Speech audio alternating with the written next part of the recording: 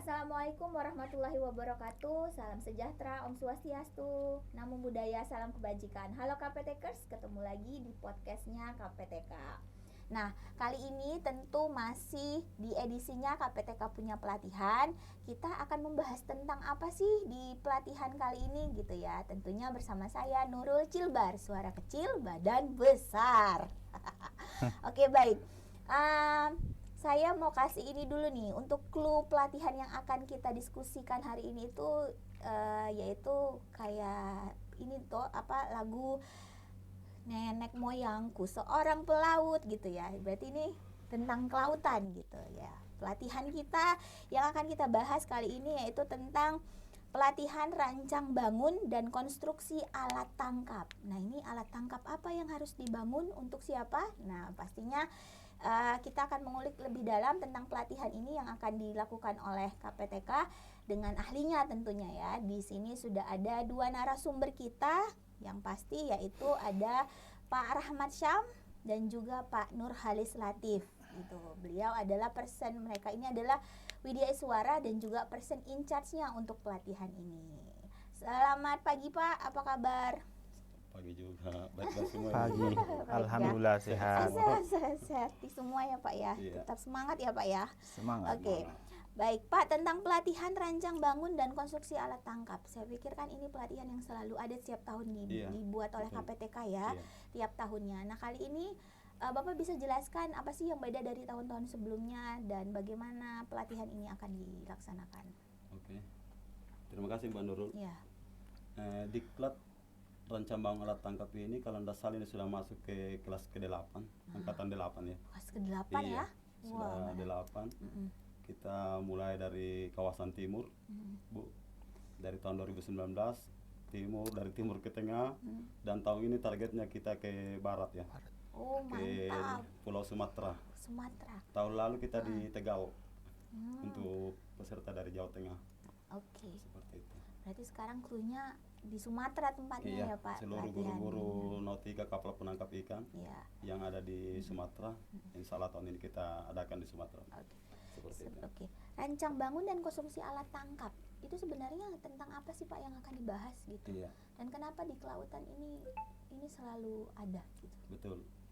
Jadi diklat rancang bangun dan konstruksi alat tangkap itu salah satu rohnya di kapal penangkap ini kan ya, di nautika penangkap ikan. Jadi di samping pelayaran, salah satu rohnya itu adalah alat tangkap. Nah itu. Kenapa kita di KPTK mengadakan diklat ini? Karena rancang bangun alat tangkap ini banyak guru-guru yang paham mengenai alat tangkap. Oh, Banyak yang bisa paham. membuat. Ya. Tetapi untuk membuat rancangannya, ini yang terkadang teman-teman masih banyak yang lemah ya. Termasuk di DKP sendiri. Seperti itu Mbak. Makanya kita selalu kerjasamakan ya.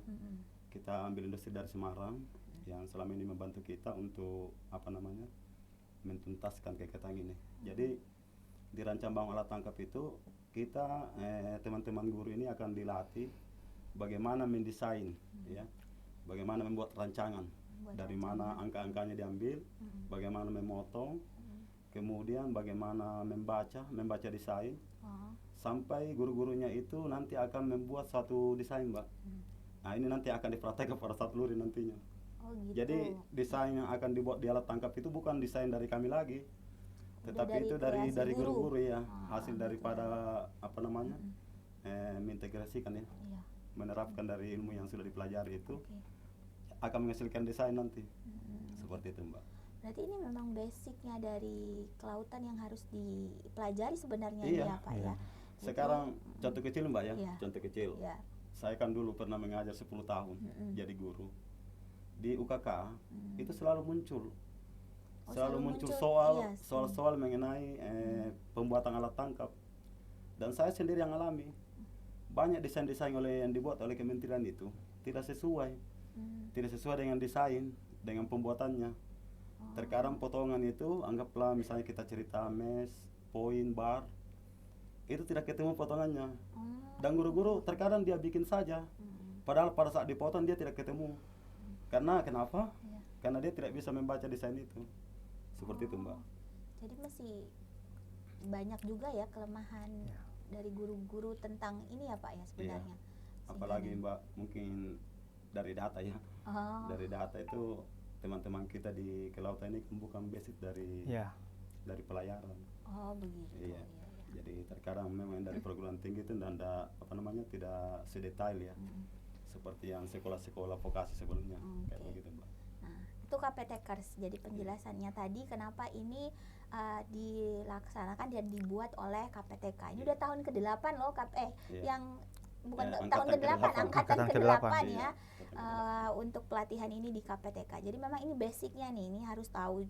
Jadi memang yang kelautan ini harus tahu dulu nih bagaimana merancang, bangun dan mengkonstruksi suatu alat tangkap gitu ya Pak. Kalau misalnya dikatakan pelatihan ini ada out of date-nya nggak Pak, atau udah ketinggalan zaman nih kayaknya nggak perlu lagi gitu? Nah, ini malah ini dasarnya Mbak ya. Sekarang kita mau berkreasi. Anggaplah teman-teman atau anak kita ke laut ya. Kita sudah melakukan perlakuan terhadap alat tangkap. Kita sudah lihat anggaplah salah satunya misalnya alat tangkap bergerak ya. Anggaplah semacam pukat misalnya. Sekarang kita operasikan. Kalau kita tidak punya dasar untuk pengembangan, untuk melakukan perlakuan atau pembaruan itu tidak bisa. Kalau kita tidak tahu cara menghitungnya. Di situ persoalannya. Makanya di klub ini kenapa selalu saya munculkan? Karena di situnya Mbak, saya dulu kan pengalaman di kapal Mbak ya. Begitu saya mau melakukan, lihat mungkin pemberatnya kurang atau pelampunya tidak terangkat. Ini kan perlu perhitungan. Nah, sehingga kalau kita tidak punya dasar untuk perhitungan itu, maka kita tidak bisa melakukan apa-apa. Seperti itu Mbak. Jadi dengan ilmu rancangan alat tangkap ini, saya yakin pendesain ataupun yang teman-teman yang sudah kerja di kapal misalnya atau anak-anak kita nanti di laut itu, dia bisa berbuat Mbak, bisa melakukan perlakuan. Meskipun dengan alat sederhana, tapi dia sudah bisa membuat gitu ya Pak? Iya, kan nanti alatnya akan muncul dari desain Mbak. Dari desain itu ya. Kebutuhan alat dan segala macam. Karena rancang bangun di sini bukan cuma langsung membuat alat tangkap. Ada ilmu bagaimana menentukan target hasil tangkapan, pemilihan bahan yang benar, seperti itu. Kemudian bagaimana mengklasifikasikan banyak ilmu-ilmu yang berhubungan dengan rancangan alat tangkap itu. Nah itu dia KPTK. Jadi ini sebagai suatu dasar yang memang harus dipelajarin gitu, sehingga ini harus dibuat. Oke, baik Pak Rahmat dan Pak Khalis, ini pelatihan ada syarat khusus kah untuk para KPTK yang ingin mengikuti pelatihan ini? Untuk pesertanya, atau mereka harus menyediakan alat apa, atau mereka harus bagaimana gitu Pak? Iya. Kalau yang sudah jalan Pak Olis. Iya, yang sudah. Kalau yang sudah jalan itu kita selalu ambil guru yang sudah mengajar minimal 2 tahun. Iya, minimal 2 tahun. 2 tahun dibuktikan dengan ada sikap mengajar. Seperti itu. Tapi kalau misalnya dia sudah pernah mengikuti yang angkatan ke-8, bisa ngikut lagi di sini? Tidak bisa Mbak. Jadi memang yang kita selalu berhubungan dengan tim data itu adalah memang guru-guru yang belum pernah ikut di kelas sebelumnya. Makanya disisir siapa-siapa yang belum. Oke, berarti dikhususkan buat guru yang belum pernah mengikuti sama sekali pelatihan ini gitu. Oke. Terus apa lagi Pak? Kemudian kemarin kalau aturannya usia ya tidak boleh lebih dari 50 tahun. Kemudian yang paling bagus kalau sudah punya basic ya, mungkin ya, dari intinya dari latar belakang pendidikannya yang dari D3 misalnya. Oh gitu. Seperti itu Mbak. Oke. Kalau untuk umur sepertinya kemarin dari tim data dari pusat kayaknya dibatasi 55 tahun kayaknya Pak ya. Iya. Gitu. Karena kenapa? Kan selama ini biasa kendala pada saat sudah mengkonstruksi alat tangkap itu Mbak ya. Iya. Seperti itu. Jadi kalau agak tua kadang tidak bisa mengimbangi. Terkadang yang guru-guru muda itu yang mengerjakan semua, malah yang tua-tua itu malah ikut nonton saja. Tanpa bermaksud mengurangi yang tua gitu ya. Tapi itulah alasannya kenapa ada pembatasan umur begitu. Baik, metode pelatihannya akan dilaksanakan bagaimana Bapak? Masih sistem blended ya. Ya, blended. Jadi memang ada beberapa teori-teori. Berapa lama itu Pak dirancang? Kalau untuk yang sebelumnya 100 JP Bu ya. 100 JP. Ada 30 JP untuk untuk daring dan 50 itu yang dipakai untuk ini pada saat prakteknya Mbak. Seperti itu. Pasti tentu dong bekerja sama dengan industri gitu ya. Tadi kan Mbak ya. Bapak bilang tahun ini akan di Sumatera. Iya. Dari industrinya ada di Sumatera ya Iya, Pak ya? dengan balai BP3 Medan ya. Wah, di Sumatera Utara di Medan nih. Jadi KPTkers yang belum pernah ke Sumatera yang mengikuti pelatihan ini bisa nih sekalian nanti sambil melihat Sumatera sambil mengikuti pelatihan ini. Iya. Oke, dengan balai Balai apa itu ya? Balai penyuluh ya. Balai penyuluh perikanan. di daerah Medan gitu Medan. ya, Pak ya.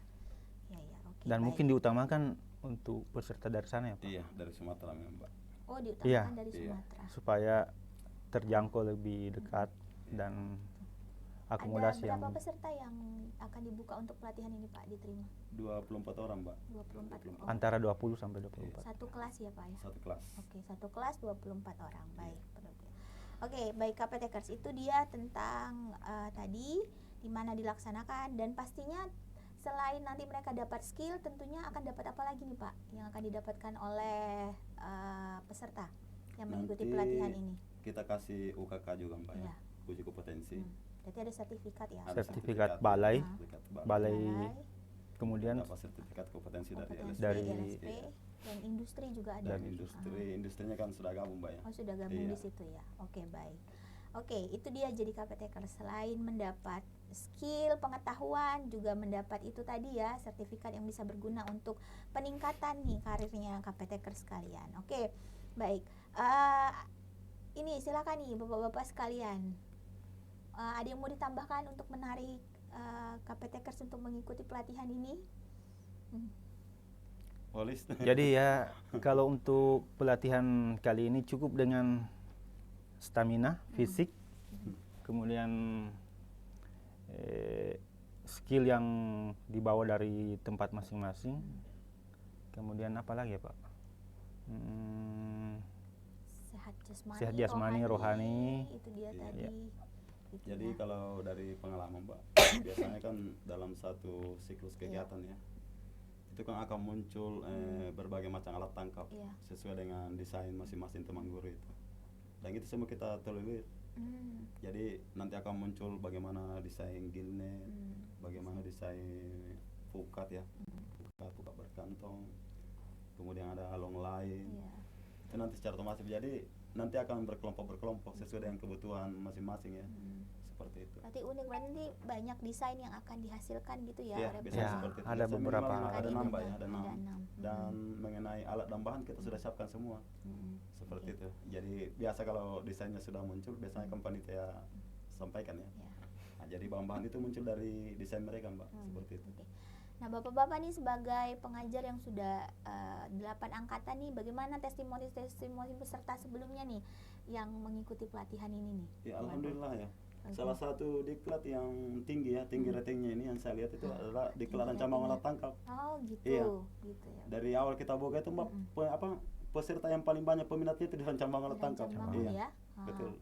Begitu KPTkers. Jadi testimoninya nih yang pasti menarik ya. Mereka suka ya Pak tentang pelatihan ini gitu. Iya. Cuma terkadang ada juga ya.